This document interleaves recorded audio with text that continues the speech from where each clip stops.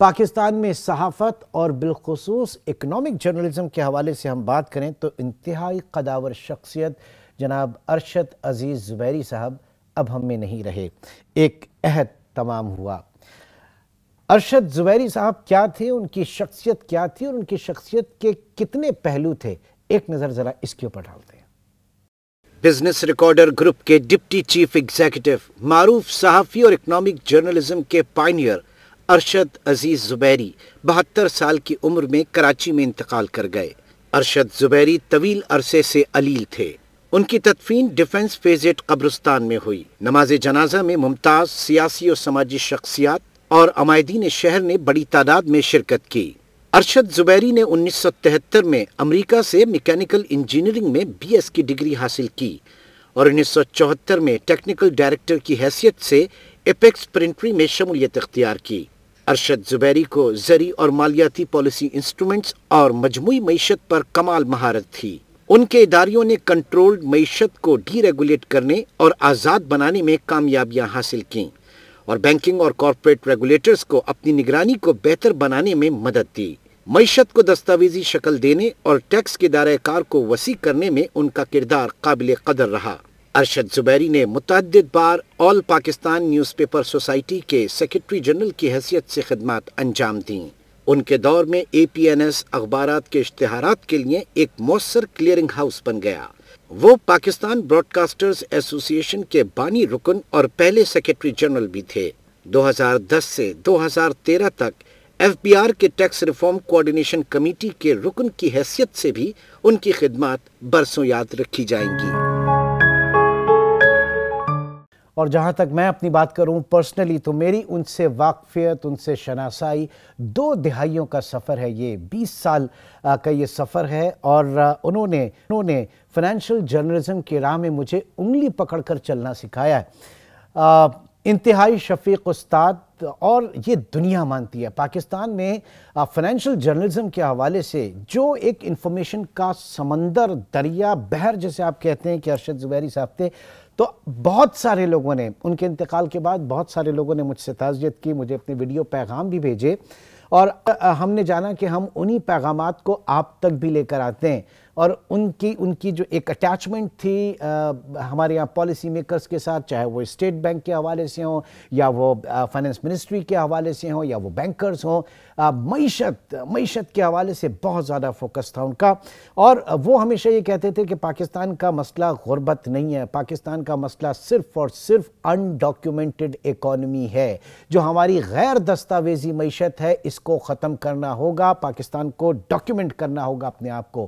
اس کے علاوہ ان کی جو بنیادی فلسفی تھی وہ ڈی ریگولیشن کے حامی تھے، پرائیویٹائزیشن کے حامی تھے۔ وہ ہمیشہ یہ کہتے تھے کہ جناب حکومت کا کام بزنس کرنا نہیں ہے، کاروبار کرنا نہیں ہے، بلکہ کاروبار کے لیے کنڈیوسو ماحول اور پالیسیز فراہم کرنا ہے۔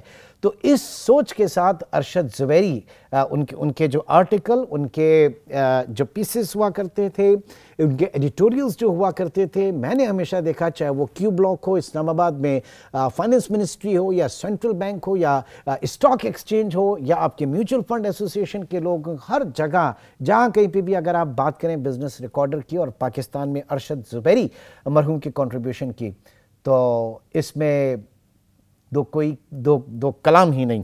تو آج سب سے پہلے ڈاکٹر عشرت حسین جو کہ سابق گورنر اسٹیٹ بینک رہے، انہوں نے کن الفاظ میں ارشد زبیری صاحب کو یاد کیا، آپ کو سنواتے ہیں۔ ارشد زبیری مرحوم سے میری پہلی ملاقات ہوئی سن 2000 میں جب میں واپس اسٹیٹ بینک جوائن کرنے کے لیے پاکستان آیا، اور اس کے بعد سے ہمارے تعلقات جو تھے وہ بہت as a friend and as an adviser قائم رہے، کیونکہ ارشد نے میرے 6 سال اسٹیٹ بینک میں کافی میری مدد کی، کیونکہ میں باہر سے آیا تھا اور مجھے لوکل حالات کا اتنا علم نہیں تھا، اور ارشد کا جو دائرہ تھا وہ اتنا وسیع تھا کہ اس کی جو انفارمیشن تھی، اس کی جو انالیسس تھی، وہ میرے لیے کافی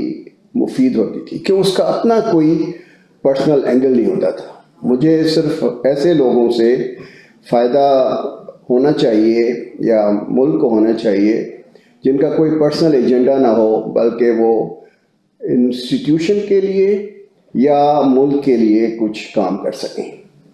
تو ارشد میں یہ تھی کہ جو بھی انفارمیشن اس کو ملتی تھی، جو بھی کرٹیسزم ہوتا تھا، جو بھی ہماری خامیاں ہوتی تھیں، وہ فوراً آ کے ہمیں وہ بتاتا تھا کہ یہ ہو رہا ہے اور آپ کے اسٹیٹ بینک نے یہ کام نہیں کیا اور یہ کام ہونا چاہیے تھا۔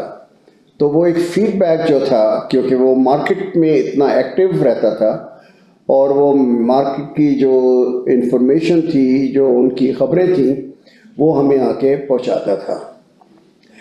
اور اتنا زیادہ پیٹریوٹک اس کا اینگل ہوتا تھا کہ صرف وہ یہ سمجھتا تھا کہ banking sector, financial sector, state bank جو ہے وہ کامیابی سے اپنا کام کرے، اور اس لیے میں اس کے اوپر کافی دار و مدار رکھتا تھا کہ اس کی انفارمیشن کوئی بائس نہیں ہوتی تھی۔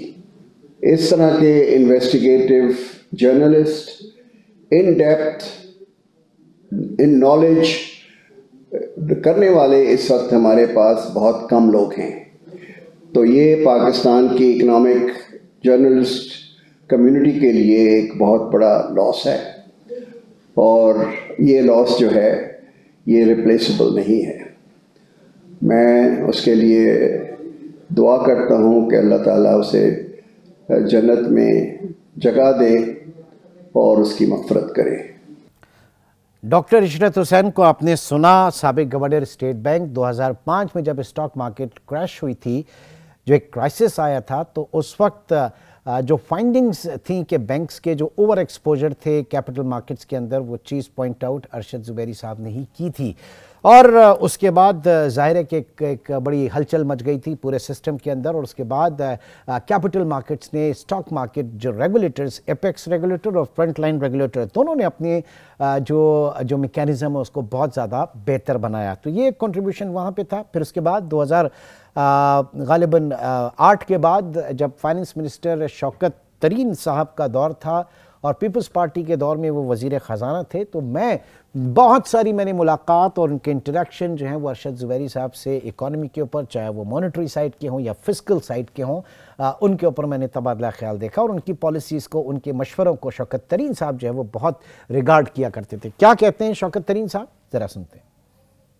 میرے وہ بہت عزیز دوست بھی تھے اور پاکستان کی صحافت میں ایک بہت بڑا نام تھا۔ میرا تعلق ان کے ساتھ 40 سال سے زیادہ کا تھا۔ میں سمجھتا ہوں کہ پروفیشنلی وہ ایک قسم کے کمپلیٹ صحافی تھے۔ بزنس کی جرنلزم میں ان کا ایک بہت بڑا نام تھا۔ نہ صرف ان کے تعلقات جو تھے state bank, ministry of finance, SCCP اور دوسرے اداروں میں تھے، لیکن وہ جو بھی لکھتے تھے، جو بھی سٹوری شائع کرتے تھے، پوری طریقے سے اس میں تحقیق کرتے تھے۔ ان کا تعلق نہ صرف ان اداروں کے اندر جو لوگ ہیں ان کے ساتھ تھا، لیکن ان اداروں کے سربراہان تھے ان کے ساتھ بھی ان کا تعلق ہوتا تھا۔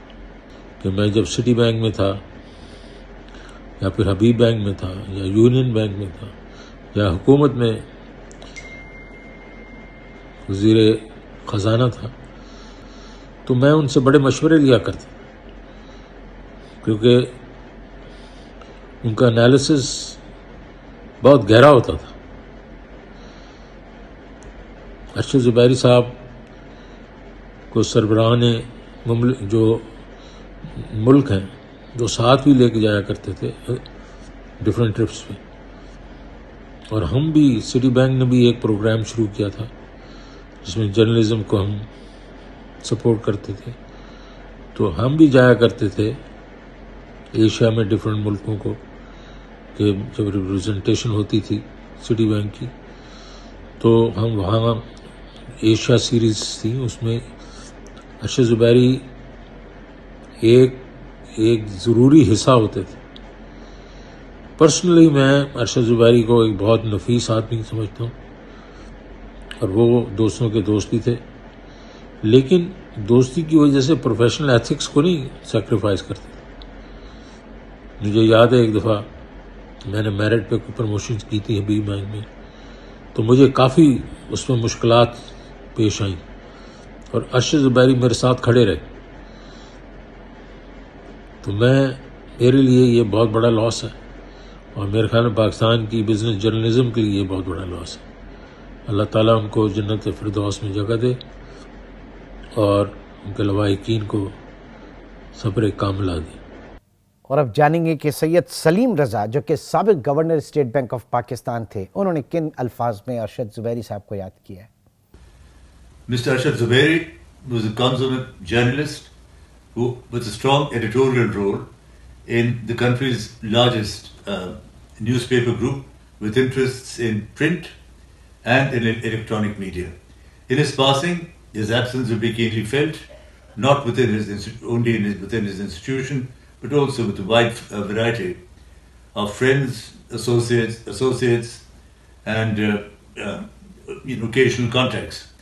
Over time, Arshad developed a very sound instinct for the country's economic, political, and social developments, and this combined with his experience combined with a very sound research base he created within his newspaper, plus Arshad's very wide network of associates that he could cross-check with, which included the country's top official and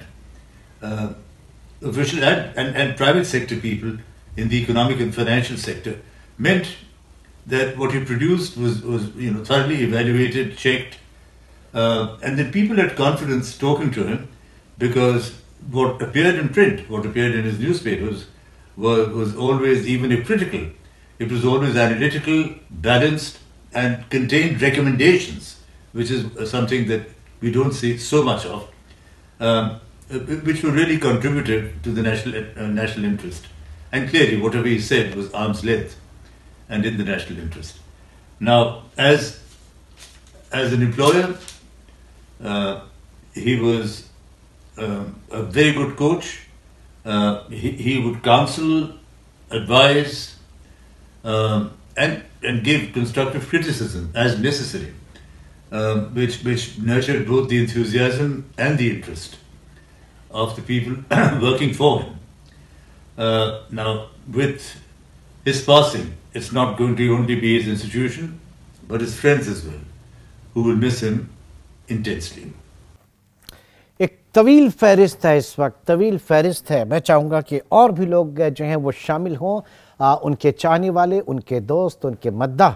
ایک چھوٹے سے break کی کال ہے، break کے بعد بھی کچھ ایسی یادیں آپ کے ساتھ ہم شیئر کریں گے.